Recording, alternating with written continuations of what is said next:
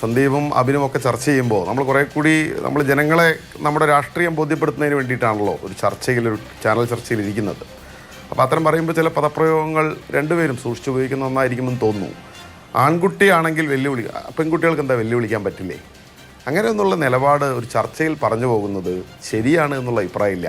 എന്നൊക്കെ ഒരുപാട് കാലം പുരോഗമിച്ചു. ആ പുരോഗമനം അല്ലെങ്കിൽ ആ ഒരു നിലവാരത്തിലേക്ക് എത്താൻ പറ്റണം എന്നുള്ളൊരു അഭ്യർത്ഥനയാണ് ഞാൻ ഈ രണ്ടുപേരോടും പറഞ്ഞത്. നിങ്ങൾ എന്ത് വേണമെങ്കിൽ പറഞ്ഞോളൂ അബിൻ, എന്ത് വേണമെങ്കിൽ പറഞ്ഞോളൂ. ഞാൻ പറഞ്ഞത് നമ്മുടെ നാട്ടിൽ പുതിയ കാലത്ത് എന്നൊന്നും പറയുന്ന ഒരു ശരിയല്ല എന്ന എന്റെ നിലപാട് ഞാൻ പറഞ്ഞതാണ്. നിങ്ങൾ ആ നിലപാടിൽ ഉറച്ചു നിൽക്കുന്നുണ്ട്, എനിക്ക് വിരോധമില്ല.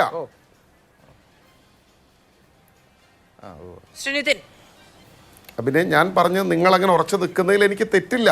നിങ്ങൾക്ക് നിൽക്കാം. ഞാൻ എൻ്റെ അഭിപ്രായം, ഞാനും കൂടി ഇരിക്കുന്ന ഒരു ചർച്ചയിലാണല്ലോ ഇതുണ്ടായത്. അതുകൊണ്ട് ഞാൻ എൻ്റെ അഭിപ്രായം പറഞ്ഞുകൊണ്ട്, അല്ലെങ്കിൽ കാണുന്നവർ കരുതില്ല എനിക്കും അതേ അഭിപ്രായമാണെന്ന്. എനിക്ക് ആ അഭിപ്രായമില്ല.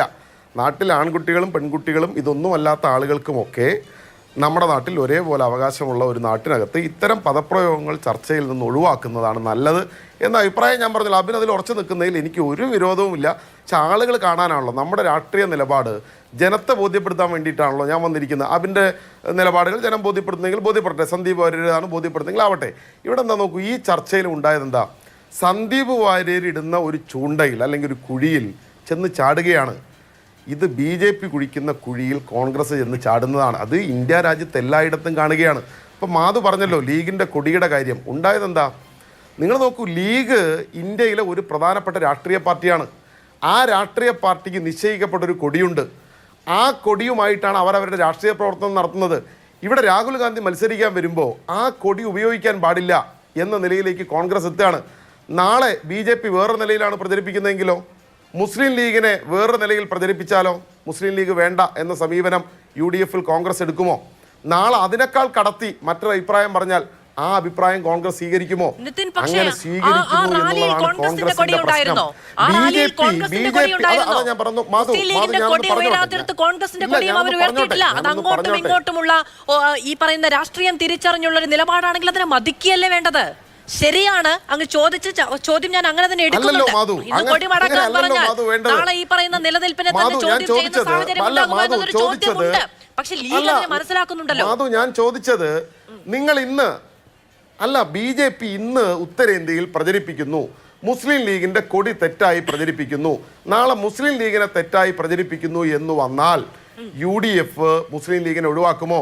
നാളെ അതിനേക്കാൾ വലിയൊരു പ്രചരണം പറഞ്ഞാൽ കോൺഗ്രസ് ആ അപകടത്തിലേക്കാണ് ഇവിടെ എത്തിയിട്ടുള്ളത്. അതുകൊണ്ടാണ് CAA കുറിച്ച് ഇവർ പ്രകടന പത്രികയിൽ മിണ്ടാത്തത്. എന്താ പൗരത്വ ഭേദഗതി നിയമം റദ്ദു ചെയ്യും എന്ന് പ്രകടന പത്രികയിൽ എഴുതാൻ എന്തുകൊണ്ട് കോൺഗ്രസിന് കഴിയുന്നില്ല? എന്തിനാ നിങ്ങൾ കാടൻ നിയമം എന്ന് വിളിക്കുന്നത്? പൗരത്വ ഭേദഗതി നിയമം CAA എന്നല്ലേ നാട്ടിൽ എല്ലാവരും ചർച്ച നടത്തുന്നത്. ആ ചർച്ചയിൽ ആ നിയമം ഞങ്ങൾ അധികാരത്തിൽ വന്നാൽ നടപ്പിലാവില്ല, ഞങ്ങൾ അത് റദ്ദ് ചെയ്യും എന്ന് പറയാനുള്ള ധൈര്യം കോൺഗ്രസ് കാണിക്കണ്ടേ? അത് കാണിക്കുന്നില്ല എന്ന് മാത്രമല്ല, കോൺഗ്രസിന്റെ പ്രസിഡന്റിനോട് പത്രക്കാർ ചോദിച്ചു CAA വിഷയത്തിൽ എന്താണ് അഭിപ്രായം ചോദിച്ചപ്പോൾ അദ്ദേഹം പറഞ്ഞത് നേരം വെളുക്കട്ടെ, ഇപ്പോഴും കോൺഗ്രസിന് നേരം വെളുത്തിട്ടില്ല എന്നുള്ളതാണ് പ്രശ്നം. അപ്പോൾ ഈ കേരളത്തിലെ ജനം ഇതൊക്കെ തിരിച്ചറിയുന്നുണ്ട്. കേരളത്തിൻ്റെ വോട്ടിംഗ് പാറ്റേണിൻ്റെ ഒരു പ്രത്യേകത എന്താ? കേരളത്തിൽ ഇപ്പോഴും BJPക്ക് ആകെ ഉള്ളത് 10-13% വോട്ടാണ്. ഈ തെരഞ്ഞെടുപ്പ് കഴിയുമ്പോൾ അത് കുറച്ചുകൂടെ താഴത്തേക്ക് പോകും. കേരളത്തിലെ ജനം മതനിരപേക്ഷമായി ചിന്തിക്കുന്ന ജനമാണ്.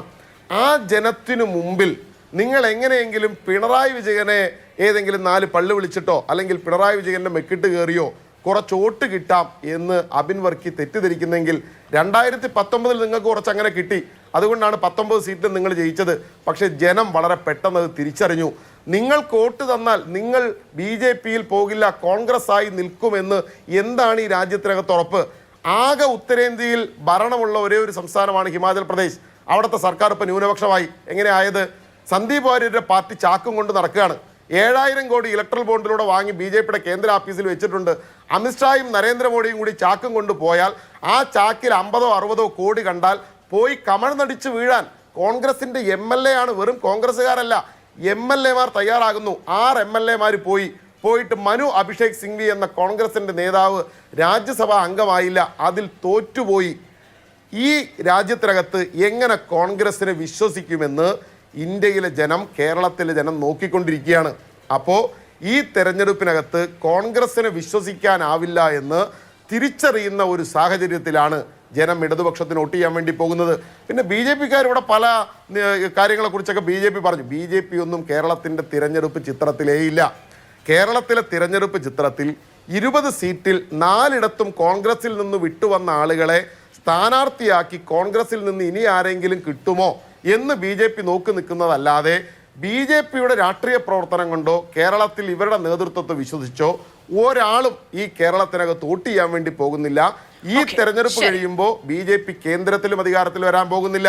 ഉത്തരേന്ത്യയിൽ 30 സീറ്റിൽ പരാജയപ്പെട്ടാൽ മതി. വെറും 30 സീറ്റിൽ പരാജയപ്പെട്ടാൽ മോഡിയുടെ സർക്കാർ ന്യൂനപക്ഷമാവും. മോഡി അധികാരത്തിൽ നിന്ന് പുറത്തു പോകും. ഇപ്പൊ മോഡി ചെയ്തുകൊണ്ടിരിക്കുന്നതിനെല്ലാം മോഡിയും അമിത്ഷായും എണ്ണി കറക്ക് ഇന്ത്യയിലെ ജനത്തോട് പറയേണ്ടിയും വരും എന്നുള്ളത് 18ാം ലോക്സഭാ തെരഞ്ഞെടുപ്പിന്റെ വിധിയെടുത്ത് നടക്കുമെന്ന്